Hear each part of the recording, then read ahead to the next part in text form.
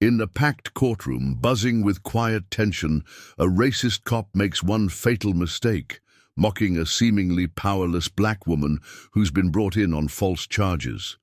But the woman's silence is hiding something. And when she finally speaks, everything about the courtroom shifts. We already know your kind's guilt before the trial starts. The words dropped like a hammer in the courtroom, audible enough to turn heads, just soft enough that the microphones wouldn't catch it. Officer Lindsay Hayes smirked as she leaned over the defense table, whispering those words into the ear of the woman in handcuffs. The woman didn't look up, didn't blink, didn't even move. But the room felt it, like the air thickened just a bit. Courtroom 9B was full that morning. Rows lined with tired faces, journalists scribbling, and public observers waiting for another generic trial that would probably end like all the others. But this was different, because no one really knew who the woman in the chair was. All they knew was what the charge said: obstruction of a peace officer. All they saw was a middle-aged black woman in a grey cardigan, glasses low on her nose, hands resting calmly in front of her. No protest, no tears, just stillness. Hayes stood, tall in her crisp uniform, badge gleaming, every step filled with smugness. She didn't care about the cameras, she thrived on them. The more the world watched her clean up the trash, the more powerful she felt. "I'm going to enjoy watching you get dragged out of here," she hissed. The woman finally looked up, not angry, not afraid, just knowing. Then came the bailiff's call. "All rise." Everyone stood, and then came the moment that would break the system's spine. The courtroom door opened, and in walked the judge, not the usual rotating circuit face, not the retired temp. It was Justice Camille Rhodes, nationally known, fiercely and private, respected across political lines, and black. Her reputation was unshakable. Until that day, few people had ever seen her show emotion from the bench. But the second she saw the defendant, she paused mid-step, her eyes locked on the woman. In the chair, a flicker, recognition, shock, something deep. And then, without saying a word, she descended the stairs, stepped off the bench, and walked directly to the defense table. The courtroom froze. Even the court reporter stopped typing. Justice Rhodes stood before the defendant, looked down, and removed the woman's cuffs herself. The woman stood slowly, their eyes meeting like two storms, finding each other again after years apart. "You were never the defendant in this room," Justice Rhodes said clearly. "You're the witness," gasps broke out. The gallery erupted. Officer Hayes blinked. "Wait, what is this?" Justice Rhodes turned to her. "This hearing is now under immediate federal seal. Officer Hayes, sit down. You're no longer testifying. You're being investigated." "What?" Hayes spat. "You can't just... You should have Googled her," Rhodes cut her off coldly. The woman turned to face the courtroom, and then came the line that would light up every news cycle across the nation. "The only reason I sat in silence this long was to make sure the cameras were rolling." The courtroom hadn't calmed, not after that, not even close. Justice Rhodes had recessed the hearing, slammed her gavel once, and vanished into chambers with the woman in grey. Reporters flooded the hallways. "Who is she? What's going on?" Did the judge really take off her cuffs? Hayes stood stiff in front of the press table, hands clenched behind her back, trying to maintain control. "This is a misunderstanding," she snapped, to a reporter shoving a mic in her face. "She's a suspect in an obstruction case, nothing more." But no one believed her anymore, because in less than 30 seconds, every live feed of the trial had gone viral. The video of Justice Rhodes unlocking the cuffs herself had already been shared 6 million times. No one cared about Hayes's words. They only wanted to know one thing: who was the woman in grey? Inside chambers, Rhodes sat across from her, both women silent for a long time. Then finally, the judge spoke. "I didn't expect you to come back. Not like this." The woman gave a faint smile. "Neither did I." Rhodes folded her hands. "Why?" Now? Because the system's loudest silence needed to be seen falling apart in public, she replied. Rhodes looked down. It wasn't just any arrest. No, the woman said softly. It was her. Rhodes's throat tightened. Officer Hayes. It all made sense now. The record Hayes had scrubbed, the internal complaints that vanished. The way she climbed the ranks while stepping on everyone who looked like her. This wasn't just about one arrest. It was about what this woman represented. What name should I use when the court resumes? Rhodes asked finally. The woman's eyes gleamed. Dr. Regina Mercer. Rhodes froze. Dr. Mercer had once been one of the lead federal consultants on civil rights oversight, but then she disappeared. No news, no resignation, just gone. Until now, and apparently she'd returned the only way she knew how. Not through the press. Not. Through power, through presence, through evidence, through silence. Rhodes exhaled. You planned this. I timed it. Rhodes nodded slowly, eyes full of something deeper than admiration, respect. You're about to start a war. No, Mercer said. I'm about to end one. Outside, the news ticker exploded. Breaking. Mysterious courtroom woman identified as renowned federal rights advisor Dr. Regina Mercer cooperating. Reports showed she'd once helped design racial bias protocols for state-level departments, until a year ago, when a leaked memo accused her of being too aggressive in reform. They blacklisted her, silenced her, rewrote her file. But she hadn't. Disappeared. She had embedded herself deeper until the perfect moment to re-emerge, and now the timing was flawless, because today she wasn't just a consultant, she was the public face of accountability. And Officer Hayes, she wasn't facing the system anymore, she was now standing before it. Hayes paced her living room like the floor was on fire. The news wouldn't stop. Every screen, every scroll, every channel. It was her. Dr. Regina Mercer, the woman she cuffed, the woman she mocked, the woman she thought was just another statistic, now revealed as a former federal ethics architect. And Hayes? She was on every split screen labeled as the cop who arrested the wrong one. Her phone had already rung 17 times that morning, none of them comforting. First, it was her lieutenant, then her union rep. Then silence, the kind that meant she was on her own, completely. She opened her laptop and typed into the internal department database, looking for her personnel review file. Access denied. Then she tried her complaint record. Temporarily restricted. Her hands trembled on the keys. She wasn't scared yet, but she was exposed and it felt unfamiliar. Then came the knock at the door. 2 soft, spaced knocks. She looked through the peephole. A man in a dark grey suit, badge out, calm, unmoving, FBI. She opened. The door slowly. Officer Hayes. Yes. He handed her a sealed envelope. We're re-examining a few suppression cases you were attached to. You'll be contacted for testimony soon. Hayes blinked. This is about Mercer. No, he said. This is about you. He turned and left.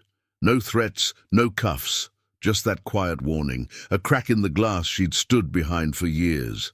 And now, it was spreading. Meanwhile, back at the courthouse, Rhodes held a private meeting with the court's ethics panel. 5 men, 2 women, all staring at her. One cleared his throat. Justice Rhodes, you broke protocol. I exposed the protocol, she replied flatly. You left the bench mid-proceeding to remove handcuffs from a woman who never should have been wearing them. Silence. Then one member leaned forward. Why didn't you recuse yourself? Because I knew who she was, and I knew what she'd been through. If I recused myself, this, she gestured toward the headlines, never would have happened. She needed a public reckoning, not a sealed settlement. They didn't argue, because they couldn't, because secretly they all agreed. They were just afraid to admit it aloud. That afternoon, Mercer sat quietly in a federal office room. Same calm posture, same unreadable face. But this time she was not silent. She was speaking to a room full of reporters, cameras flashing, no anger, no accusations, just the truth. I've spent the last year documenting the suppression of racial justice. Officers inside departments, she said, not from the outside, from the inside, undercover. Gasps rippled through the press. I allowed myself to be arrested, profiled, belittled, and humiliated, not because I enjoy pain, but because the country believes stories more when they're televised. So I gave you a show. She paused, looked directly into the lens. And Officer Hayes, she gave you the perfect ending. The precinct hallway felt longer than usual. Hayes walked through it like it was a tunnel collapsing around her. No one met her eyes. Not Alvarez at the front desk, who used to share jokes with her before patrol. Not Simmons, who always made space at the coffee station. Even Jenkins, the rookie who once called her his mentor, looked away and typed harder when she passed. She stepped into the locker room. Silence. 2 officers got up and left without a word. She opened her locker and found a note taped inside. It wasn't signed. It didn't need to be. Not all uniforms are shields. Some are mirrors. Her chest tightened. The same locker where she'd once taped her commendations now held her reflection and nothing else. When she turned around, Captain Holloway was standing at the door. "Office, now," he said without emotion. She followed, her boots heavy on the tile. Inside his office, the blinds were already drawn. He didn't sit. He handed her a form, administrative leave, pending investigation. "What?" she whispered, effective immediately. "You're suspending me." "No," he said. "I'm separating you." She stared at him. "I've got 12 years in." "You had 12 years, he corrected. "Now you've got headlines. And Mercer has footage." "She set me up. She exposed you," he said. "There's a difference." Her lips tightened. "And you're just letting that narrative run wild?" Captain Holloway finally looked her dead in the eyes. "I'm not letting anything run wild. I'm watching a storm hit the exact tree that needed to fall." He placed her badge on the desk in front of her. "You can pick it up after the review. If there's still a department left to come back to." She didn't pick it up. She turned and walked out, but this time no one looked away. They watched her go, and none of them blinked. Across town, Mercer stood on a stage at the newly assembled National Law Ethics Summit, invited, last-minute, unapologetic. She wore the same grey cardigan she was arrested in, by choice, because symbolism mattered. "Some ask if this was a setup," she told the audience. "If I baited the system," she paused. "I didn't bait it. I simply waited for it to behave the way it always does." Silence. Then thunderous applause. Behind her, Justice Rhodes stood with her arms crossed, watching Mercer reclaim the narrative that once tried to erase her. And now it was writing itself back in bold. It started with a single post, a scanned PDF, slightly blurred, posted on a public watchdog site. Case ID 324A, Internal Misconduct Review, 2017. Accused, Officer Lindsay Hayes. Allegation, excessive force. Racially charged language. Unlawful detainment status. Settled privately. File sealed by department vote. The timestamp said 3:42 a.m. By 6 a.m. It had gone viral. Hayes woke to her phone vibrating off the nightstand. The texts weren't from friends. They were from unknown numbers, reporters, advocates, 2 victims' rights attorneys, her screen filled with mentions. Hayes did this in 2017 too. How many cases got buried? Why was this hidden? She stared at the screen in disbelief. This was sealed, scrubbed. How did it come back? Then a news alert buzzed through. 2017, assault victim of Officer Hayes breaks. Silence. She clicked the link. There he was, a young man now, mid-20s. Clean suit. No anger in his voice, just precision. Back then I was 16. She called me boy in front of my mom, slammed me on the hood over a mistaken ID, he said on camera. They offered us a settlement, said it would be faster, cleaner. They sealed it. I didn't even think people would believe me if I spoke again. He looked directly into the lens. But after watching what happened to Dr. Mercer, I realized silence doesn't protect people like me. It protects people like her. Hayes sat frozen. No script, no spin. This wasn't about a single arrest anymore. It was about a trail, and it was all unraveling. At the courthouse, Justice Rhodes watched the clip from her bench between sessions. She didn't smile, didn't smirk. She just nodded once. Truth had its own legs now, and it was running. Meanwhile, Mercer stood outside the courthouse steps, reporters surrounding her. She didn't answer every question, just one. "Did you release the sealed file, Dr. Mercer?" Her eyes didn't flinch. "I didn't need to," she said. "Why not?" "Because the system already knew the truth. It just needed permission to speak." That was the line they played on every network, over and over again, the voice of a woman who had once vanished, now echoing through every institution she'd once tried to fix. Flashing cameras lit up the podium like fireworks.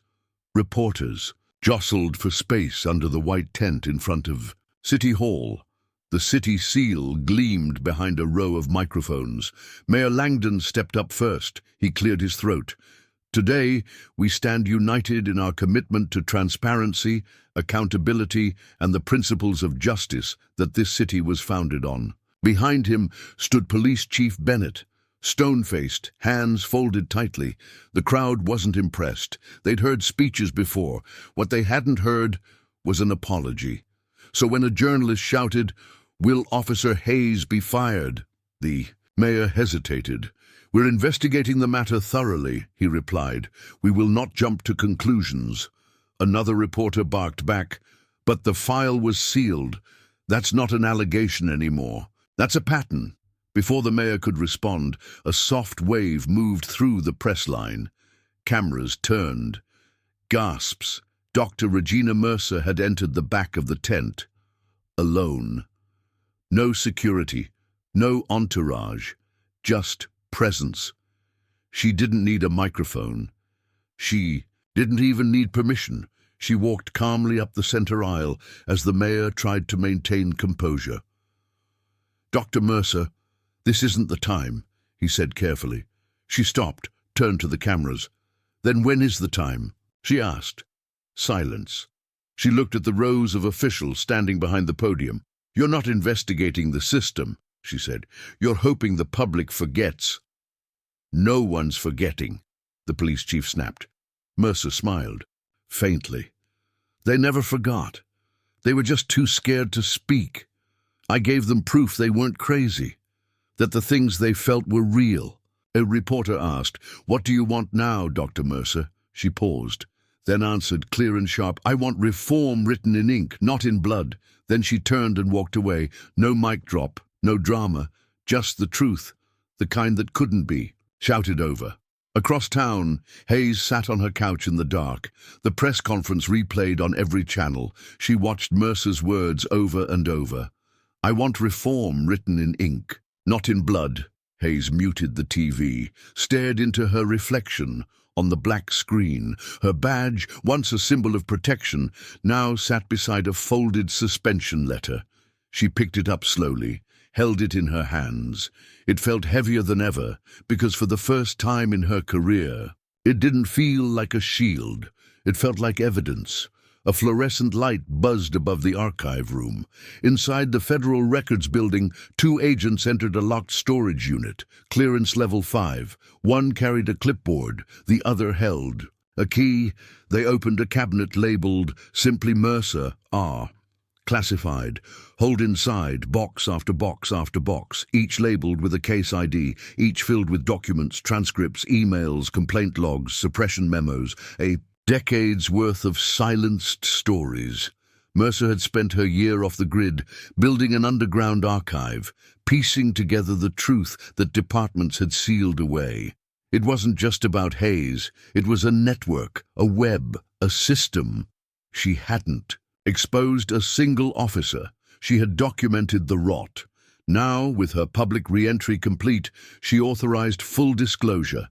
The agents began scanning, digitizing, uploading to a secure government server flagged for release.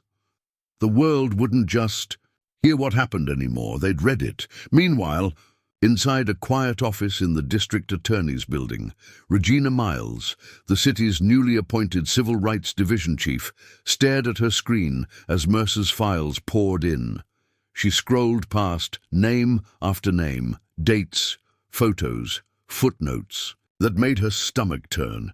37 officers across 9 departments, 3 judges, 1 prosecutor, all implicated in at least one sealed complaint, many with settlement money attached. And now, all names were about to go public. Her phone buzzed. "Dr. Mercer wants to meet," her assistant said. Now, she's already in the lobby. Downstairs, Mercer stood by the window, arms crossed. She turned when Miles approached. "I need your help," Mercer said. Miles nodded. "Whatever you need." Mercer held up a USB drive. "This is everything I didn't send through official channels. The rest is coming online." Miles hesitated. "You're sure about this?" "I didn't go silent to protect myself," Mercer said. "I did it to build a record no one could destroy. If I'm taken out of the picture tomorrow, the truth still stands."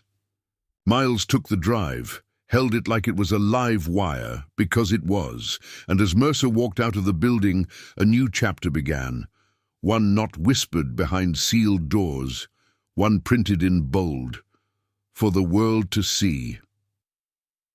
Back in her apartment, Hayes sat at her kitchen table. Laptop open, mouse frozen over an article. Federal release. Hayes among 37 officers named in ethics database dump. She scrolled, saw her name, her badge number, a line that read, "Pattern of racial profiling. Internal reports ignored." She closed the laptop, but the words stayed, burned into the inside of her eyelids, because now the silence she once hid behind was gone, and all that remained was the truth. It began with footsteps, thousands of them, marching from 3 corners of the city, converging on the steps of the Municipal Justice Center. There were no fires, no broken windows, no shouting, just signs and silence. We remember. They sealed the truth. Regina Mercer stood. Now we walk. Overnight, the city had transformed, not with fear, but with focus. Victims who once accepted settlements stood side by side with teachers. Veterans, ministers, and students. They didn't scream. They testified. They told stories into bullhorns and cell phones and news cameras. A woman who'd been dragged out of her car in 2015 held up the shirt she wore that day, blood-stained still, faint. A man whose brother had been misidentified in 2018 held up a blown-up copy of a police report, redacted in all the wrong places. And Mercer? She stood on the courthouse steps, facing them all, not above them, but with them. She held no mic. She raised no fist. She simply stood with her palms out, holding 2 things, her arrest citation and her federal clearance letter. Both are real. Both. As 2 pieces of paper that once contradicted each other, now side by side in the same hands.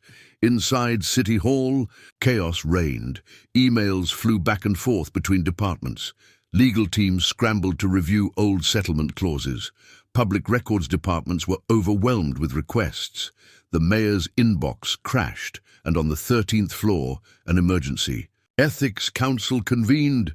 "You're telling me these files are authenticated?" one member barked. "They're digitally time-stamped," said an IT consultant. "Blockchain locked. Tamper-proof." "And she did this alone?" "No," said Regina Miles, stepping into the room. "She didn't do it alone. She did it while the rest of us stood still." They turned. No one spoke. She dropped the USB Mercer. Had handed her onto the table. "Everything you saw yesterday, that was the tip, the full archives on this." They stared at it like it was radioactive, because in many ways it was. Meanwhile, in a quiet part of town, a small radio station aired an interview that would go viral by nightfall. The guest, a retired officer named Franklin Bell White. 62. Clean. Record. Quiet man, but his voice trembled as he spoke. I watched Hayes forge a report once. She said the kid resisted. He didn't. She planted that word. Why didn't you speak up then? The host asked. Bell's voice broke. I thought silence was neutral. Now I know it's not. That line would be printed on murals the next day. I thought silence was neutral. Now I know it's not. Back in her apartment, Hayes stared at the subpoena. Public hearing, testimony required. No lawyers allowed to speak for her. She would answer under oath, on camera, and she wasn't the only one. 37 others had been listed. Some were already retired. Some were scrubbing their social media. Some were hiring PR firms. But Hayes, she didn't move, because deep down, she knew. She wasn't going to spin this. She was going to face it, and for someone who spent years controlling the room. That was terrifying. That night, Regina Mercer sat alone in a candlelit room. A single sheet of paper lay in front of her. It read, City, Oversight Committee, Chairperson nomination. At the bottom, it had one blank space for a signature. She stared at it. Thought of every time she'd been told she was too loud, too radical, too angry. Then I thought of the silence that followed her when she disappeared from the public eye, and how, despite it all, the truth waited for her return. She picked up a pen and signed her name, not as a rebel, not as a victim, but as a builder, because stories don't end at exposure. They begin reconstruction. It was standing room only. The public ethics hearing had drawn a crowd larger than anyone expected, hundreds packed into the main hall of the city's historic courthouse. With overflow lines stretching down the sidewalk, camera crews fought for position, national news anchors were live on air. The city had never seen anything like it. This wasn't a trial, it was a reckoning, a final public accounting for years of buried misconduct. At the center of it all sat Officer Lindsay Hayes, hair tied back, no uniform, no badge, just a pale blouse and a pair of shaking hands resting on the table in front of her. No lawyer beside her, just the subpoena and a microphone. Across the room sat the 7 members of the Civil Ethics Committee, now empowered by Mercer's files and the outcry that followed. At the far end, in the front row, sat Regina Mercer, unmoving, unblinking. Present. As the head chairwoman gavelled the hearing into session, a hush fell over the room. This session is to determine the standing and accountability of Officer Lindsay Hayes in light of evidence now entered into public record, as well as her historical conduct within this department. Officer Hayes, you will answer all questions under oath. Hayes nodded stiffly. Her voice cracked when she said, Understood. The first question came from Chairwoman Miles. In 2017, a 16-year-old black teenager was slammed against a patrol car and detained for misidentification. Did you personally file the report on that incident? Hayes swallowed. Yes. Did you write that he resisted? Yes. Did he? Hayes hesitated, then, no. Gasps rippled through the room. She blinked hard, forcing herself not to look at anyone. The chairwoman continued, in the 2023 arrest of Dr. Regina Mercer, were you aware of her identity before detaining her? No, Hayes admitted. I thought she was someone else. And when she did not resist, you still escalated? Yes. Why? Hayes closed her eyes. Then I opened them slowly. Because I could. Dead silence. No sound. Not even the clicking of reporters' keyboards. The words hung in the air like a funeral bell, because she didn't lie, she didn't deflect, she told the truth, and that truth was poison. From the back row, the young man from the 2017 case sat with his arms crossed, eyes fixed on her. For years he'd told himself justice would never come, that his file was dead, that his name would only live in redacted footnotes. But now his name mattered, because now she had said it out loud, because of Mercer. Mercer remained still. Her eyes never left Hayes, not with triumph, not with vengeance, but with something deeper, closure, because this was never about punishment. It was about proof. Proof that silence doesn't mean someone has nothing to say. It means they're waiting for the world to listen. The questioning continued. The committee presented more reports, more inconsistencies, more buried complaints. Each time, Hayes was forced to respond, and each time, she gave the truth.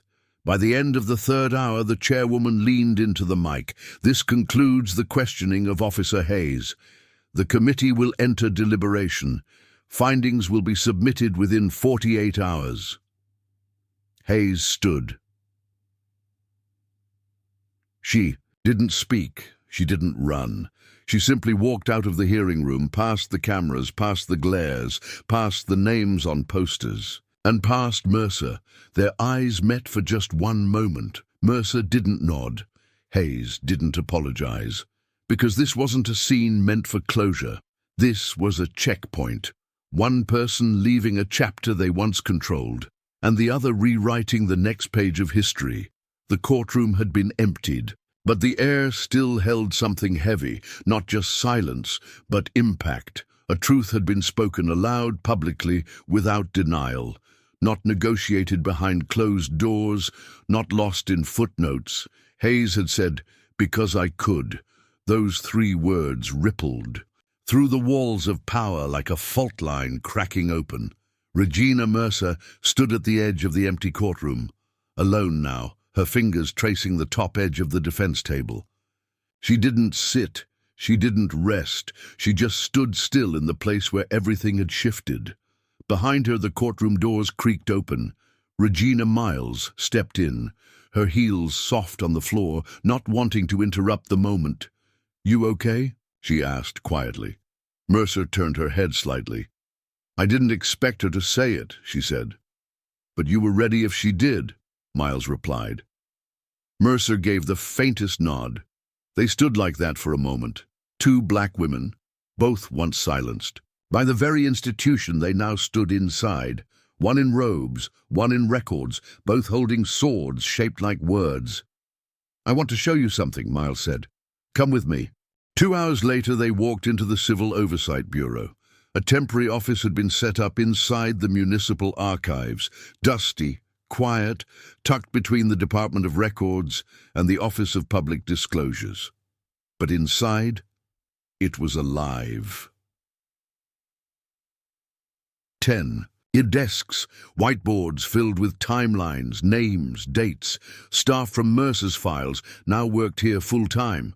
Some were researchers, some were victims, some were former officers who'd left when they couldn't stomach what the badge had come to. "We processed the remaining files you handed over," Miles said.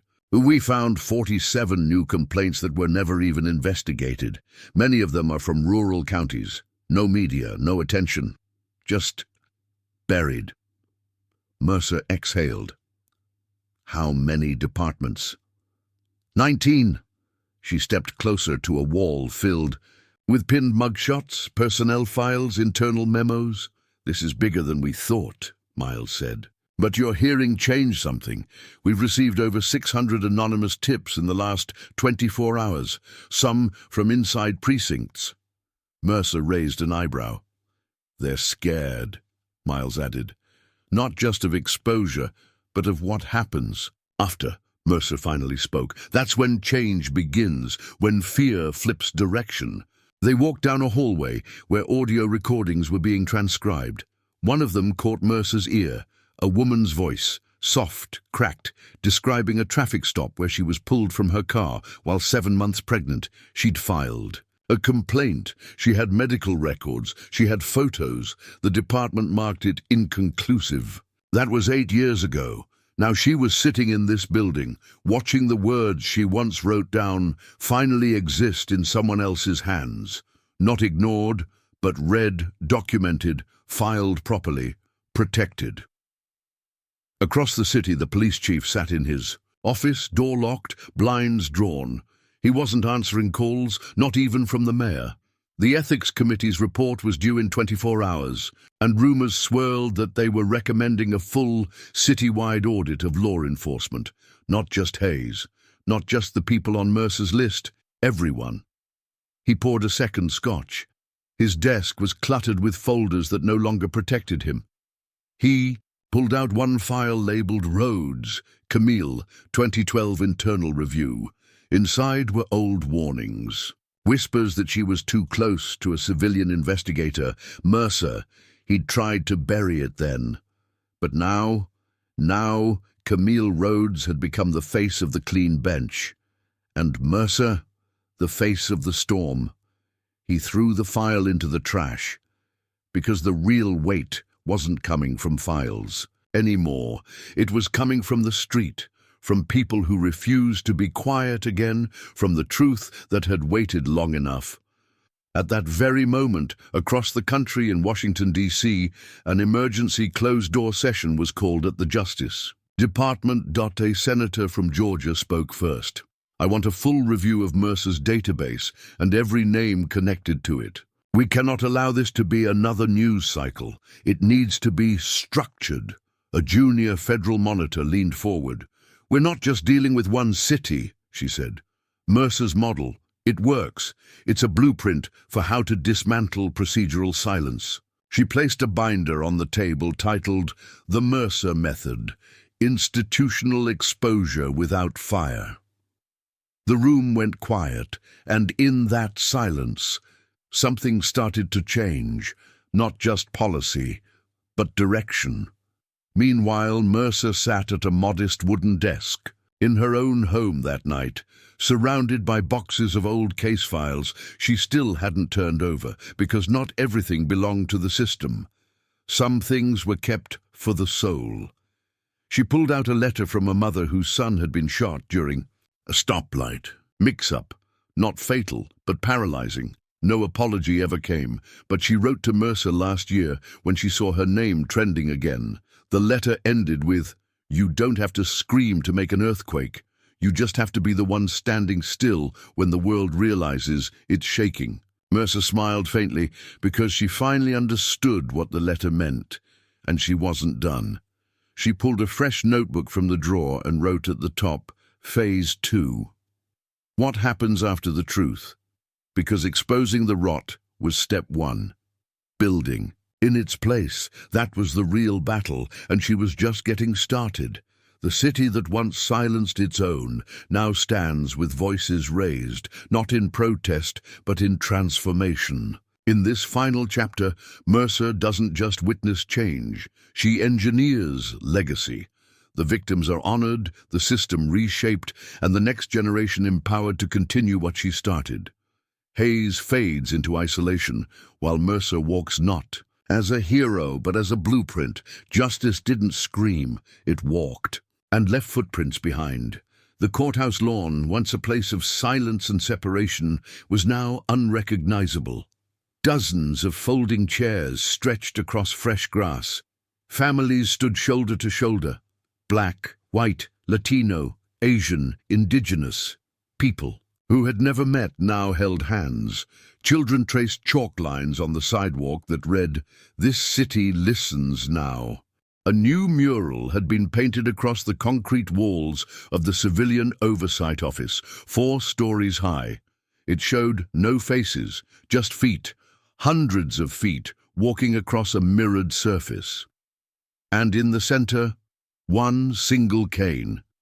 It didn't symbolize weakness, it represented rhythm, a beat that echoed long after footsteps stopped. Mercer stood at the edge of the crowd, coat buttoned, cane at her side. She watched, not as the center, but as the seed. Today was the Remembrance Dedication Ceremony, a citywide event to honor every voice once ignored, every file once buried, every mother who'd begged for justice, and every person who once believed they were alone.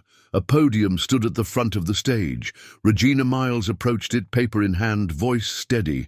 "We gather today not just to remember what was done wrong," she said, but to remind ourselves what is now possible. She paused, eyes scanning the crowd, and to remember who made us believe that.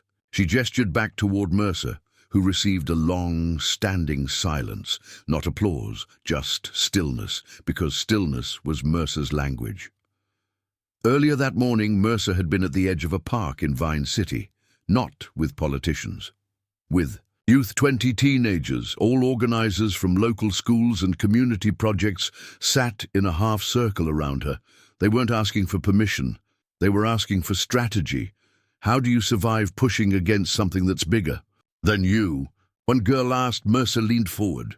You don't push it all at once, she said. You learn where it's weak. You place pressure there. You let it lean, then fall. And when it does, you build something better where it used to stand.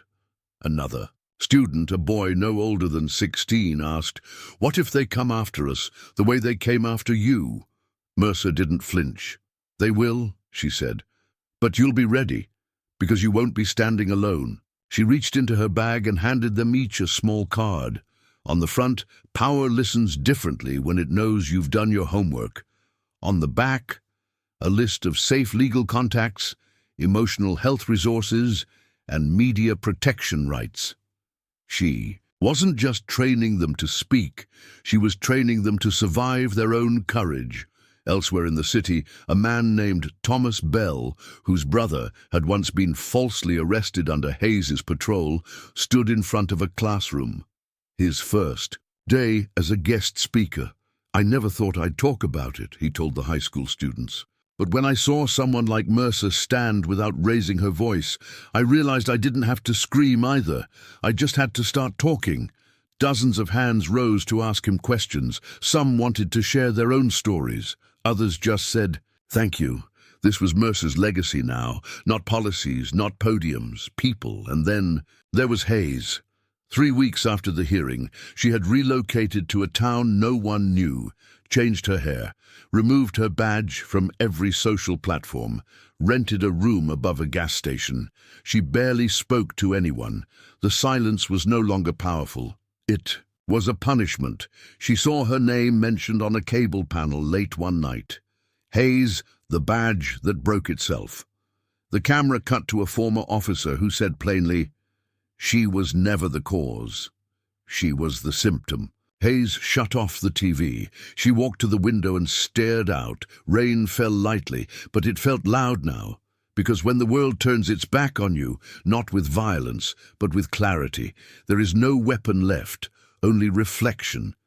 And hers? It was not a villain, just someone who thought silence meant safety.